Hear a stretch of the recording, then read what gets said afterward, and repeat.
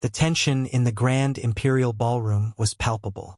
Cameras flashed, and the GNN reporter's voice cut through the air, posing a question Eleanor Vance never expected. Ms. Vance, is it true that you fired Marcus Blackwood without warning, forcing him to sleep on the streets during last week's snowstorm? Before we continue, if you're watching this live, let us know in the comments where you're tuning in from. Your support encourages us to bring you more impactful stories like this one. Eleanor, 52, the architect of a $200 million real estate empire built on an impeccable reputation as a philanthropist dedicated to social justice, felt her mask begin to crack. Her face turned pale. I don't know what you're talking about, she stammered, her fingers trembling as she adjusted her pearl necklace. In the third row, a 35-year-old black man watched her every move with serene patience. This was Marcus Blackwood, his eyes gleaming with a determination born from losing everything and resolving to reclaim it. Just 3 weeks earlier, Marcus had been Eleanor's personal driver for 4 years, punctual, discreet, and efficient. He knew her preferred routes, her confidential meetings, every secret whispered in the back seat. To her, Marcus was invisible, just another black employee fulfilling his silent role in her privileged world. Everything changed on a cold Friday in December. Marcus arrived 15 minutes late after spending the night at the hospital with his 8-year-old daughter, Lily, who had suffered a severe asthma attack. He tried to explain, but Eleanor cut him off with an impatient wave. I don't care about your personal excuses, Marcus. Either you're professional or you're not. She didn't even look up from her phone. Get your things and leave today. Marcus stood still, processing the words. 4 years of impeccable service, destroyed by 15 minutes of justifiable tardiness. Ms. Vance, if I could just… Security! She shouted, as if he were a physical threat. Choose your next words carefully, Blackwood. Bad references travel fast in this business. As Marcus gathered his personal belongings from the staff apartment, yes, she had evicted him too. Something inside him crystallized. It wasn't anger. It was something colder, more calculated. For 4 years, he had been the silent driver who heard everything, saw everything, and recorded everything. Eleanor had no idea that Marcus, a black man from a modest background, had graduated magna cum laude from Kingston University with a degree in business. He had taken the driver's job to support his daughter and diabetic mother after his wife died. Nor did she know he possessed an impressive photographic memory and years of experience observing how powerful people operated their schemes. Now, back at the press conference, the reporter continued her assault. We have information that Mr. Blackwood was found sleeping in his car during a snowstorm after being evicted without notice. How does a self-proclaimed civil rights advocate justify this action? Eleanor's voice came out shaky. That is a complete distortion of the facts. Marcus Blackwood was dismissed for just cause after multiple violations of protocol. That's when Marcus slowly stood up. All eyes turned to him. With disturbing calm, he opened a black briefcase and held up some documents. Ms. Vance, he said, his voice echoing through the silent hall. Are you sure you want to continue with this version of events? The blood drained from Eleanor's face. She recognized some of those papers, documents she thought were safe in her private office. But what terrified her most was the calm smile on Marcus's face. It wasn't the smile of a victim. It was the smile of someone who had spent weeks preparing for this moment with surgical precision. Mr. Blackwood, I don't know what kind of charade this is. Eleanor attempted to regain control, forcing a cold smile. Charade, Marcus interrupted, his voice cutting like a knife. Ms. Vance, do you remember this phone conversation? He held up his cell phone, and Eleanor's unmistakable voice boomed through the sound system. I don't care if your daughter is in the hospital, Marcus. People like you always have dramatic excuses. Either you work professionally or you go back to the ghetto where you came from. The silence was deafening. Cameras focused on Eleanor's face, which had completely drained of color. That was taken out of context, she stammered, her voice weak and desperate. Marcus remained impassive. Context? Let's give some more context, then. He calmly leafed through his documents. Medical records for my daughter Lily, aged 8, showing that she was admitted to hospital in the early hours of December 15th with a severe asthma attack. Here's the time, 2:37 a.m.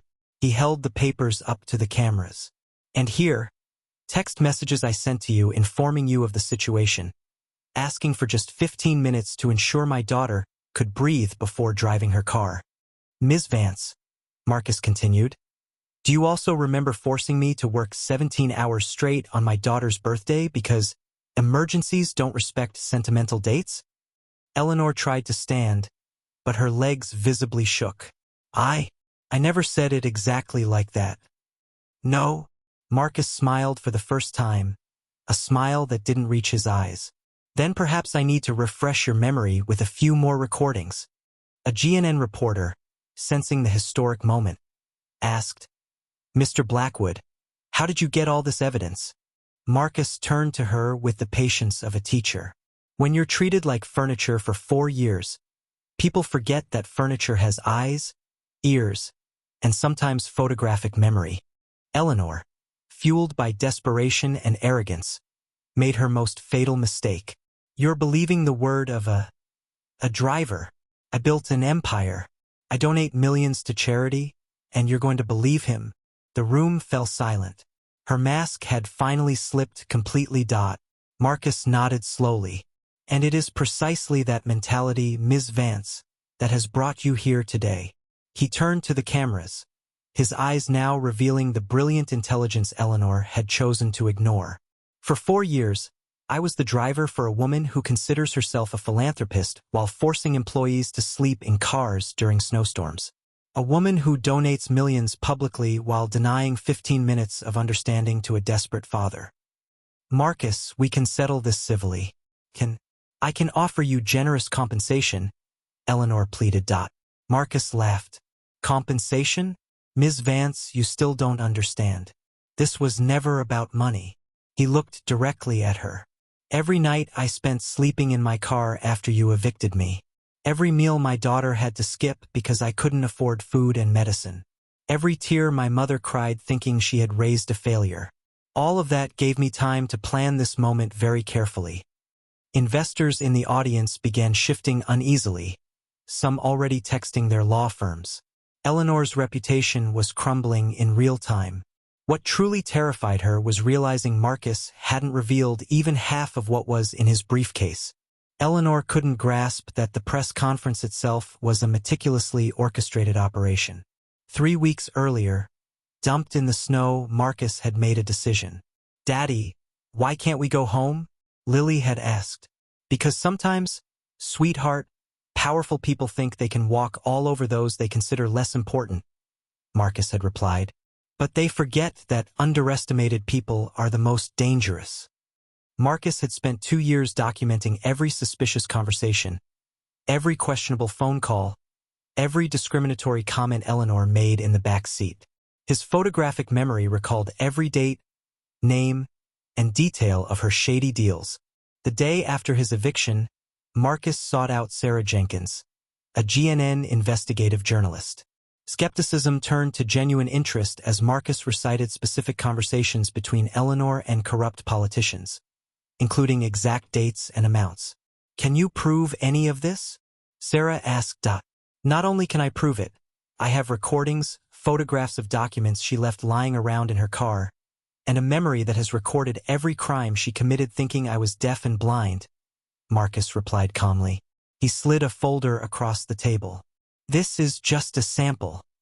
For 3 weeks, Sarah and Marcus worked tirelessly, uncovering an empire built on systematic corruption, institutionalized discrimination, and arrogance. This isn't just about you being unfairly fired, Sarah told him. This is about decades of a corrupt system. But Marcus had an even more elaborate plan, to humiliate Eleanor in front of the very people she sought to impress. She'll try to discredit me by saying, I'm just a resentful driver, Marcus predicted. It's that arrogance that will bring her down. Back in the Grand Imperial Ballroom, Eleanor made the predicted mistake. You're going to take the word of a driver? Marcus merely nodded. Thank you for that question, Mrs. Vance, because now I can introduce someone who has much more credibility than a mere driver. He gestured, and Sarah Jenkins rose, her GNN badge visible. Ms. Vance, I'm Sarah Jenkins, investigative journalist. Over the past 3 weeks, our team has independently verified every one of Mr. Blackwood's allegations. Would you like to comment on the fraudulent Harborview social housing contracts we've documented? Or would you prefer to talk about the bribes paid to City Inspector Miller? Eleanor's face drained of color. Miller was her crucial contact. I don't know what you're talking about, she stammered. Marcus held up another document. Ms. Vance, do you remember this phone conversation on March 17th last year? You said, and I quote, Miller, the low-income housing project needs to be approved this week. You know your son needs that scholarship my foundation offers, don't you? The silence was deafening. Investors began to discreetly leave. The most interesting thing, Miss Vance, Marcus continued, is that during all those years of driving your car, you never once asked me about my educational background. You never wanted to know why someone with a magna cum laude degree in business from Kingston University would accept a job as a chauffeur. He paused. If you had asked, you might have known that people with photographic memories and training in systems analysis are particularly good at documenting patterns of behavior and organizing evidence. Sarah Jenkins stepped up. This is only the first part of our investigation. Over the next week, we will reveal documents proving a corruption scheme involving public contracts, bid rigging, and systematic discrimination against minority employees at Eleanor Vance's companies. Eleanor abruptly tried to leave, but Marcus intercepted her. Ms. Vance, where are you going? We haven't gotten to the part about the undeclared taxes from the offshore account in the Bermuda Islands yet. Eleanor froze. That information was her best-kept secret. She remembered numerous calls to her accountant from the back seat. For 4 years, she had treated her driver, a black man whom she considered beneath her notice, like an inanimate object, never imagining every whispered word was being absorbed. I don't know what you're talking about, she muttered. Marcus smiled with genuine satisfaction. Then perhaps you need to hear this phone call from August 23rd, when you instructed your accountant to transfer $2.7 million to account number. He paused dramatically. Well, I'm sure you remember the numbers. Panic filled Eleanor's eyes. What do you want? Money? I can transfer any amount today. Ms. Vance, for 4 years, you paid me exactly $42,000 a year to drive your car, while you kept millions in secret accounts. Do you really think this is about money?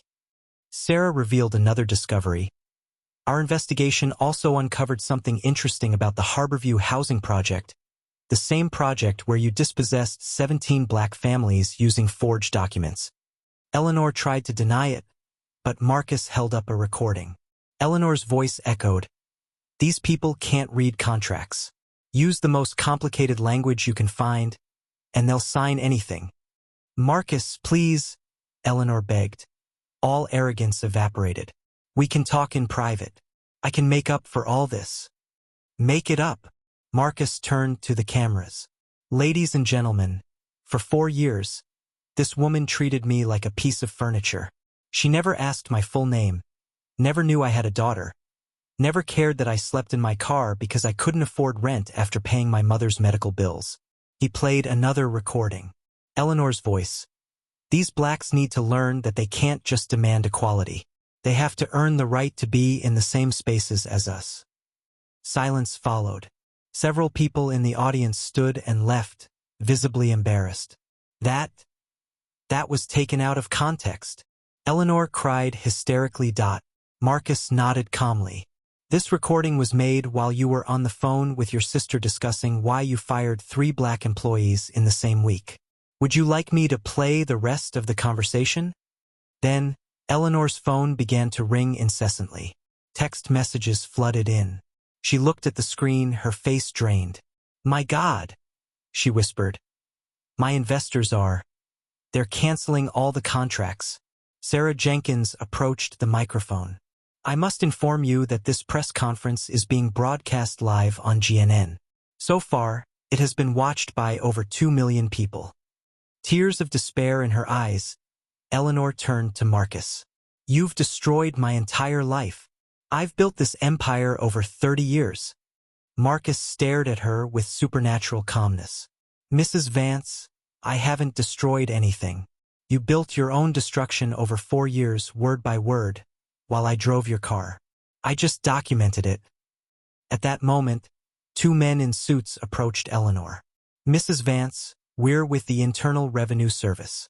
We need to talk to you about some irregularities in your tax returns. Eleanor looked around desperately. The remaining investors looked at her with contempt. How? She whispered to Marcus. How did you get all this?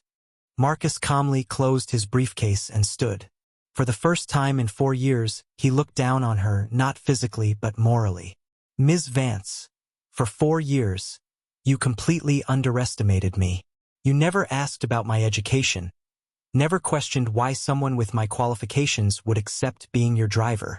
He paused. If you had asked, you would have discovered that people with a background in business and a photographic memory are particularly good at 2 things: recognizing criminal patterns and building solid cases against those who think they can walk all over anyone without consequences. The sound of sirens began to echo outside the hotel. Eleanor saw police cars approaching. Marcus, she pleaded one last time. I can change. I can be better. Please.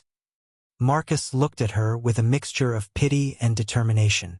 Ms. Vance, for 4 years, I listened to you humiliate not only me but dozens of other people.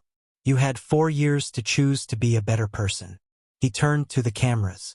True justice isn't about revenge. It's about ensuring that innocent people don't suffer at the hands of those who abuse power.